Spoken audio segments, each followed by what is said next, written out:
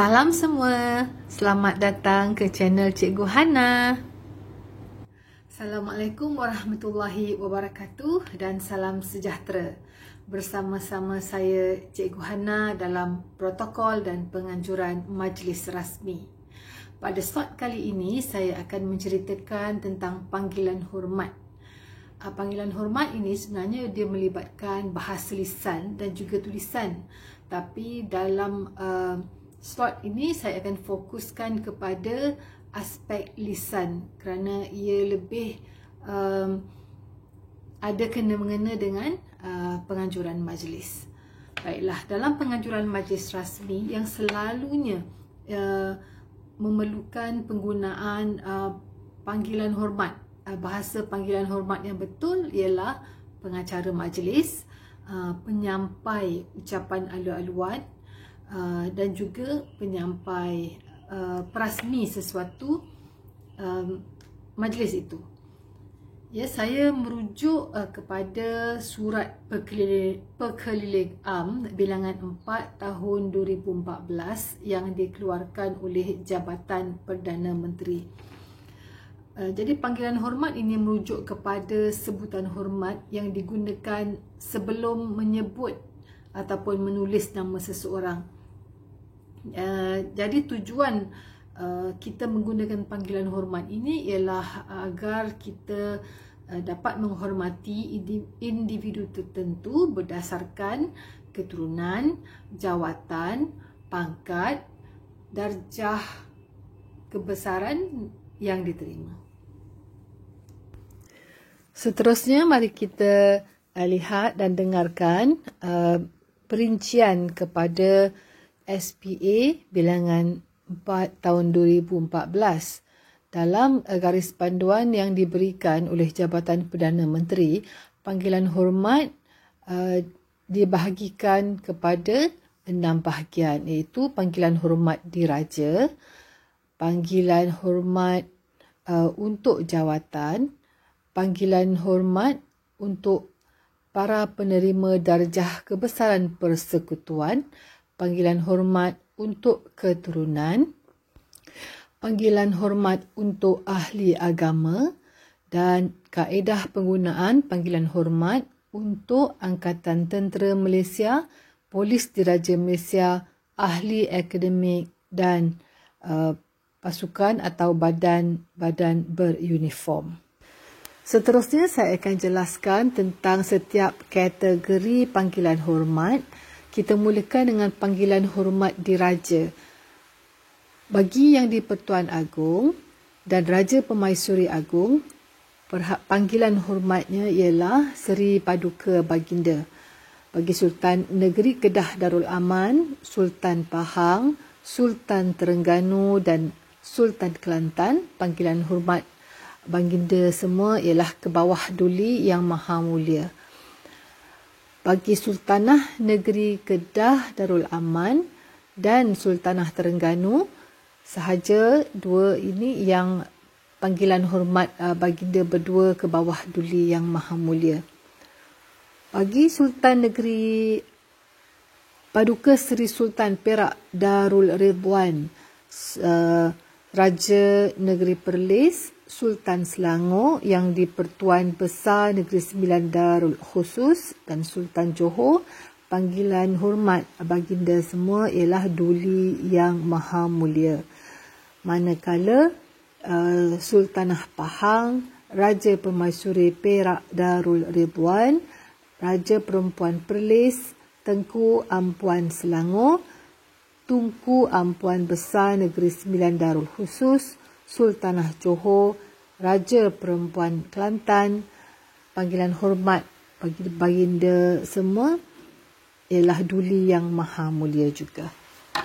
Panggilan hormat bagi Raja Muda atau Tengku Mahkota dan isteri baginda hendaklah merujuk kepada senarai yang dikeluarkan oleh pejabat penyimpan mohon besar raja-raja dari semasa ke semasa.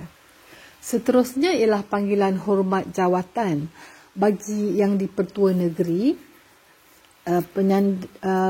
panggilan hormatnya ialah TYT, iaitu Tuan Yang Terutama. Manakala pasangan yang di-Pertua Negeri ialah Yang Amat Berbahagia.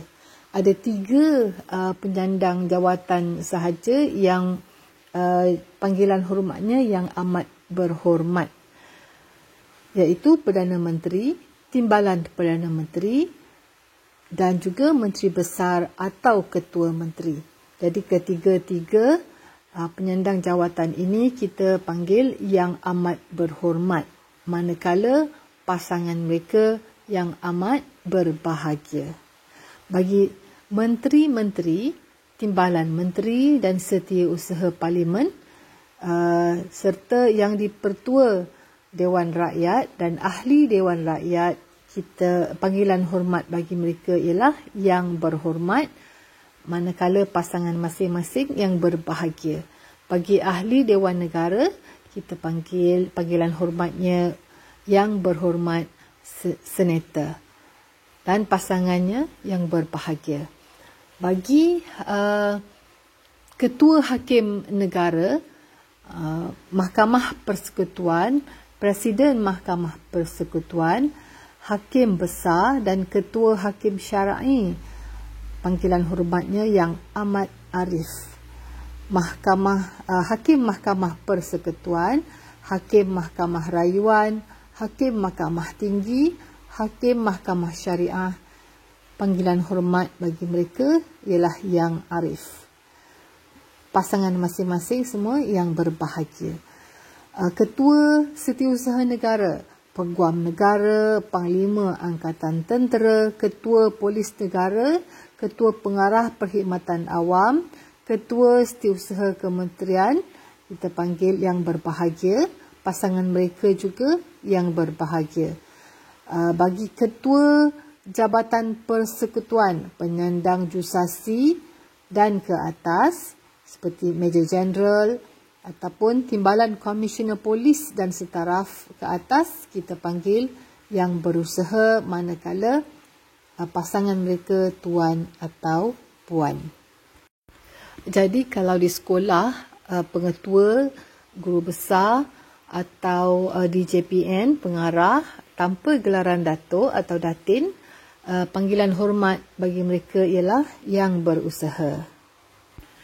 Kaedah penggunaan panggilan hormat mengikut jawatan pula ialah seperti berikut, iaitu panggilan hormat untuk Yang Berhormat Ahli Dewan Negara yang dianugerahkan darjah kebesaran Panglima Jasa Negara atau PJN yang membawa gelaran Datuk, maka panggilan hormatnya ialah YB Senator Datuk, diikuti dengan nama.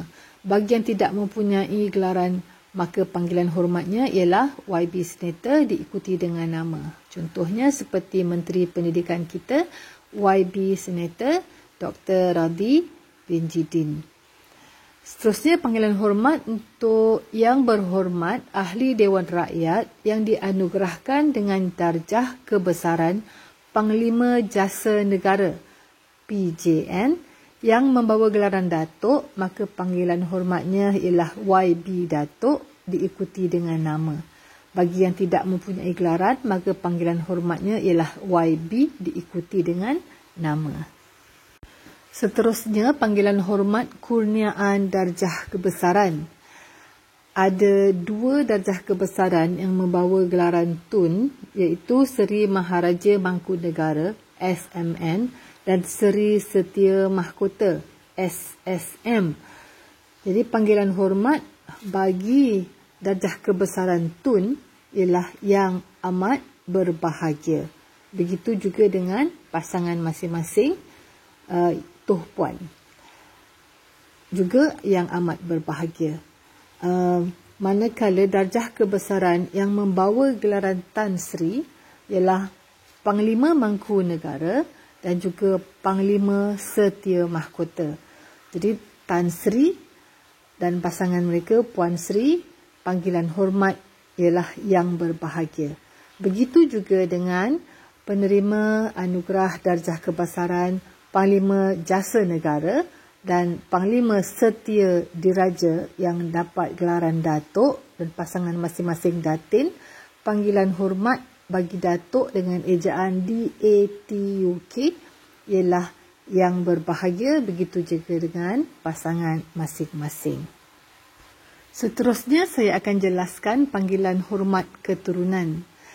Bagi Tunku, Tengku, Engku atau Ungku, sama ada lelaki ataupun wanita, panggilan hormat bagi mereka ialah Yang Mulia. Jadi kalau kita ada sahabat contoh Tengku Maryam, jadi Yang Mulia Tengku Maryam. Begitu juga dengan Ku ataupun Raja, panggilan hormat ialah Yang Mulia. Contohnya seperti sekiranya kita ada rakan yang bernama Raja Balkis, maka kita panggil panggilan hormatnya Yang Mulia Raja Balkis. Bagi orang yang mempunyai keturunan yang membawa gelaran Said ataupun Syekh, maka kita panggil Tuan, Tuan Said, Tuan Syekh. Begitu juga dengan pasangan mereka sama ada Puan atau Cik. Bagi yang dikurniakan darjah kebesaran yang membawa gelaran, maka gelaran tersebut hendaklah diletakkan selepas panggilan hormat keturunan dan diikuti dengan nama. Kaedah penggunaannya pada panggilan hormat keturunan adalah seperti berikut. Contohnya, penerima yang dikurniakan darjah kebesaran Panglima Setia Mahkota yang membawa gelaran Tan Sri, maka panggilan hormatnya Yang Mulia Tan Sri Raja diikuti dengan nama. Seterusnya, panggilan hormat keagamaan. Untuk mufti, panggilan hormatnya ialah Sahibus Samahah. Untuk qadi besar ataupun qadi, Sahibul Fadilah, Ustaz Al-Fadil, dan haji, Tuan Hajjah Puan. Berikut ialah kaedah penggunaan panggilan hormat dalam Angkatan Tentera, Polis Diraja Malaysia, ahli akademik dan pasukan ataupun badan-badan beruniform. Bagi ATM, Angkatan Tentera Malaysia, kaedah penggunaan Brigadier General diikuti dengan nama. Contohnya, yang berbahagia Brigadier General Datuk. Contoh satu lagi, jika yang berbahagia Major General, jadi yang berbahagia Major General Datuk jika mempunyai gelaran Datuk. Untuk PDRM pula, DCP, iaitu Deputy Commissioner of Police ataupun kita panggil Timbalan Pesuruhjaya Polis. Panggilan hormatnya ialah Yang Berbahagia. Sekiranya ada Datuk, Yang Berbahagia DCP Datuk. Untuk ahli akademik pula, jika ada doktor, maka Yang Berusaha Doktor. Jika Profesor Madya, Yang Berbahagia Profesor Madya Doktor. Sekiranya ada Datuk, susunannya Yang Berbahagia Datuk Profesor Madya Doktor. Begitu juga sekiranya ada Tan Sri, maka Yang Berbahagia Tan Sri Profesor Doktor diikuti dengan nama. Bagi pasukan ataupun badan beruniform seperti bomber, PKPJB ataupun penolong kanan Pesuruhjaya Bomber, kita panggilan hormatnya ialah Yang Berbahagia sekiranya membawa gelaran Datuk, Yang Berbahagia Datuk Pesuruhjaya Kanan, penolong kanan Pesuruhjaya Bomber diikuti dengan nama. Jadi selalunya panggilan hormat ini penting untuk digunakan oleh pengacara majlis dan pemberi ucapan dalam salutasi mereka. Jadi jawatan kuasa LO atau pegawai perhubungan dan protokol bertanggungjawab menyediakan salutasi dan meletakkannya di rostrum tuan rumah dan rostrum perasmi sebelum majlis bermula. Perlu diingatkan bahawa senarai salutasi bagi pengacara, penyampai kata alu-aluan selaku tuan rumah dan senarai salutasi perasmi adalah tidak sama. Kerana salutasi pengacara ada semua nama tetamu kehormat, manakala salutasi penyampai kata aluan-aluan tiada nama dia sendiri. Begitu juga dengan salutasi perasmi tiada nama sendiri. Berikut ialah contoh salutasi pengacara majlis dalam majlis rasmi anjuran IPGM yang dihadiri oleh Menteri Pendidikan Malaysia, Ketua Pengarah Pelajaran Malaysia dan Dev kehormat. Contoh ya. Yang berhormat Senator Dr. Radhi bin Jidin, Menteri Kanan Pendidikan Malaysia. Yang berbahagia Dr. Habibah binti Abdul Rahim, Ketua Pengarah Pelajaran Malaysia. Yang berusaha Dr. Rusmini binti Ku Ahmad, Rektor Institut Pendidikan Guru Malaysia, Dev kehormat dan sidang hadirin yang dihormati sekalian. Jadi kesimpulannya, kita gunakan formula yang mudah untuk organisasi pendidikan, iaitu semua ketua jabatan kerajaan pada dasarnya membawa panggilan hormat yang berusaha. Ya, sekiranya tidak ada gelaran datuk atau datin. Jika pengetua atau guru besar ataupun pengarah di tempat kita bertugas ada gelaran datuk ataupun datin, maka kita gunakan yang berbahagia. Bagi tetamu, sekiranya yang kita jemput itu merupakan ahli politik, maka kita gelaran hormat, panggilan hormat yang kita gunakan ialah yang berhormat. Ada 3 sahaja yang menggunakan gelaran yang amat berhormat, iaitu Perdana Menteri, Timbalan Perdana Menteri, Menteri Besar atau Ketua Menteri. Ya, ada juga organisasi yang menjemput tetamu kehormat yang tidak mempunyai gelaran. Maka kita yang tidak mempunyai gelaran, kadang-kadang kita gunakan yang dihormati walaupun ia tidak termaktub dalam protokol ataupun SPA bilangan 4 2014 ini, tetapi tidak salah untuk kita gunakan yang dihormati. Sampai di sini dahulu perkongsian saya pada kali ini, sehingga kita berjumpa lagi dalam siaran yang akan datang. Jangan lupa like, share, komen dan subscribe channel Cikgu Hana. Jumpa lagi. Bye-bye. Kita sambung dalam siaran seterusnya. Nantikan ya. Sayangi diri, hiasi peribadi.